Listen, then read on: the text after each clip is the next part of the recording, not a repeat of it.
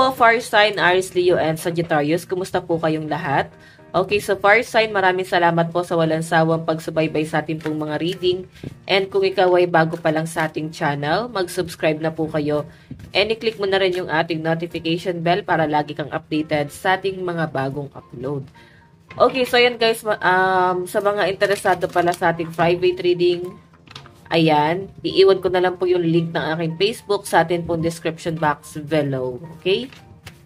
Tingnan natin fire sign, gabay kapalaran mo, Aries, Leo, and Sagittarius. Gabay kapalaran po ni fire sign.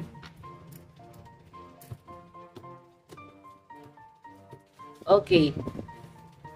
Meron tayong 7 of Pentacles, growth, waiting, discipline, harvest, and hard labor. So, ayun, fire sign, no? May nakikita ko dito na meron kang inaantay. Siguro yung sahod mo, inaantay mo rin yung, siguro padala sa inyo. Basta may nakikita ko dito, guys, pera na paparating sa inyo. Okay? And I think, ayan, yung iba naman dito, inaantay nyo kung ano na ba ang mga magiging resulta ng mga pinaghihirapan mo. May progress ba? So, kung lalago ba, kung lalaki pa ba yung kitaan, ganyan, or yung iba naman dito guys na matagal na sa company, pwedeng iniisip nyo kung magkakaroon na ba ng increase sa sahod mo, kasi siguro matagal mo na siyang dinedemand. Hanggang ngayon hindi pa rin guys binibigay sa inyo. Okay, hanggang ngayon parang hindi pa rin kayo guys binibigyan ng increase sa sahod, no? So, parang nandun na sa point na ano ba, may patutunguhan pa ba to? Kasi nakita ko sa mga fire sign, nag-aantay lang kayo dito, oh. Ay, no. Pero di naman kayo, guys, nagmamadali. Kasi nasabi dito, guys, discipline, eh. So, ibig sabihin, inaantay mo lang to.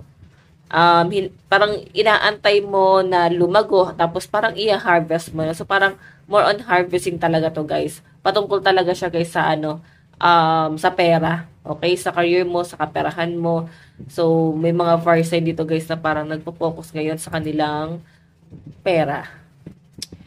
Okay, so tignan pa natin guys. Meron tayong 2 of Wands, success, plan, security, control, travel, and vision. So ito guys, puro talaga sa mga plano to, no? Yung energy mo ngayong araw at sa mga susunod na mga araw, nakapokus lang siya sa mga plano mo. And may nakakita rin ako guys, yung iba sa inyo nag-i-imagine dito or pwedeng gusto nyo guys na mag-travel.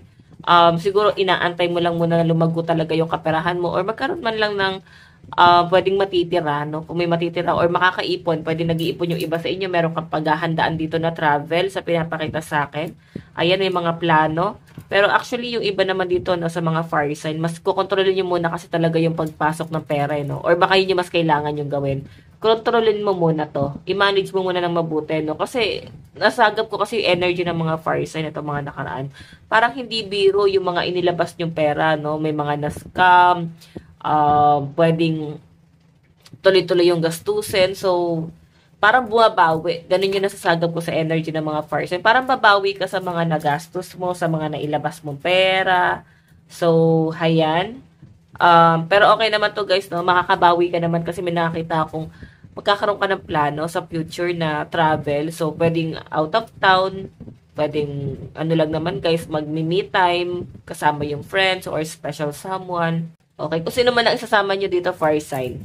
Okay? Pero sa ngayon kasi guys, kontrolin nyo daw muna talaga yung pera mo and mararamdaman mo naman sa sarili mo yan eh. Ba't parang nagko-control ako ngayon sa pera? Hindi kagaya ng mga nakaraan or dati yung kinaugalian mo na talagang ni-pression, hindi mo nga tinitignan kung magkano yung price, kung magkano na yung nailalabas mo pera. Pwedeng hindi mo siya guys masyadong tinitignan. Okay? So, ngayon kasi ang nakakita ko dito, fire sign, parang mararamdaman mo sa sarili mo, parang mas nagiging ano ka ngayon sa pera mo, mas nagiging makontrol ka talaga sa pera mo. Okay? So, I think, dahil nga mas natuto na ang mga fire sign, no, mas ibabalyo nyo pa yung pera nyo talaga. Pero, ang nakakatuwa, mas naging responsible, mas nag-focus kayo sa mga responsibility nyo. Yan naman yung maganda, guys. Okay? Tingnan pa natin, meron tayong 5 of Swords, War, okay, hostility, dishonest, ayan, dishonest, theft, victory, and hurt. So, kagaya nga lang sabi ko kanina, guys, so parang yung nilalabas ng card, parang tugma lang din sa mga sinasabi ko, guys, na natuto na kasi kayo. Pwedeng napagnakawan kayo, nawalan kayo ng pera, na-scam kayo. So, ayan, fire sign, nakakita ko dito. Ang tindi na ng trust issue mo dyan. Diba? As in, grabe to fire sign. Pero ang nakakatuwa naman guys, nagagamit mo naman sa maayos. Kahit na ang tindi na ng trust issue mo, kahit na parang hindi na ganun ikaw natitiwala, siguro kahit sa sarili mo, hindi mo na rin gano'n pagkakatiwalaan kasi alam mo yung sarili mo, magastos talaga, fire sign. So, ang nakikita ko sa inyo guys, mas magiging successful ka pa, no? I think, totally naging, kayo, well-trained, ganun. Sobrang na-train na kayo ng panahon. Sobrang sinubok na kayo ng panahon. Hindi ka magiging ganito katalino ngayon, fire sign, kung hindi dahil sa mga pinagdaanan mo sa buhay. So, may maganda rin siya guys, naging outcome, no? Parang kahit na parang hindi ganun kaganda yung experience mo, pero tignan mo naman guys, ang nasasagap ko sa inyo guys, malayo talaga yung nararating nyo. Okay? So, titignan pa natin. Ipagpatuloy nyo lang fire sign yung ganitong personality nyo. Okay?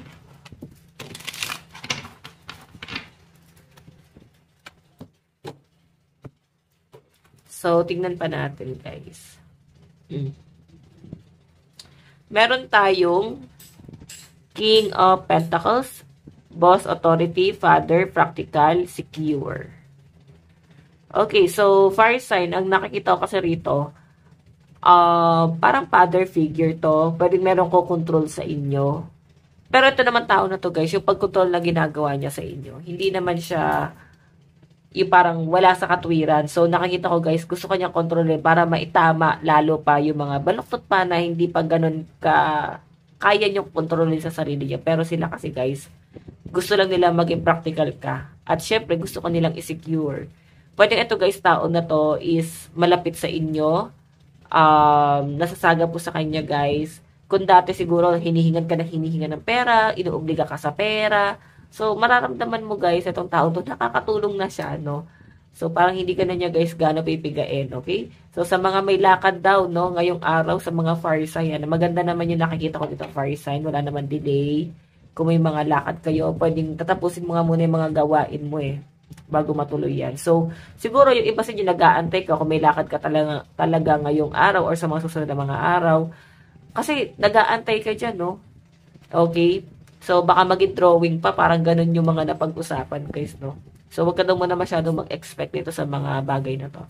So, tingnan natin, meron tayong Ace of Pentacles, new job, new financial opportunity, windfall, and wealth. Diba? Napakaganda na yan, guys. May bagong opportunity ang paparating sa inyo. Maganda rin ang daloy ng pera sa inyo, guys. Maganda yung pasok ng pera. And kung ano man itong pag-aantay mo na to, work ito, guys, no? Okay, work it yan. Tignan pa natin guys, ano naman ang inyong advice, Aries, Leo, and Sagittarius.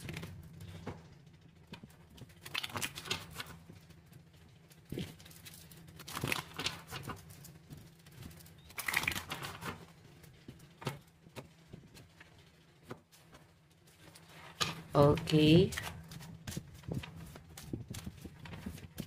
Advice.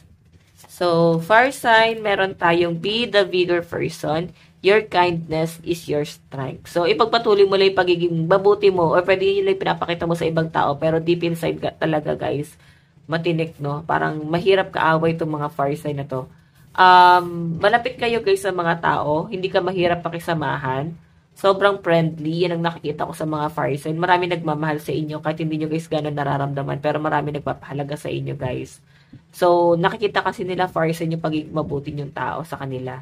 Okay? Ito yung nagiging strength mo. Yung nagkakaroon ka guys ng magandang ugnayan sa mga tao sa paligid mo. Kaya parang nagkakaroon ng expansion, di mo namamalayan. Meron kang nabubuong foundation no sa relationship mo sa mga tao sa paligid mo and mahalaga sa inyo. Kaibigan. So, mararamdaman nyo naman guys, hindi lang sa kaibigan, sa family, sa katrabaho. Parang kahit saan ka pumunta, kilala ka ng mga tao. So, iba yung, nyo guys, iba yung vibes na dala-dala nyo. Okay, so fire sign, meron tayong 35. Lucky number is 35 and 41. Ito lang pong inyong reading. Bukas ulit. God bless and love you all. Bye-bye po.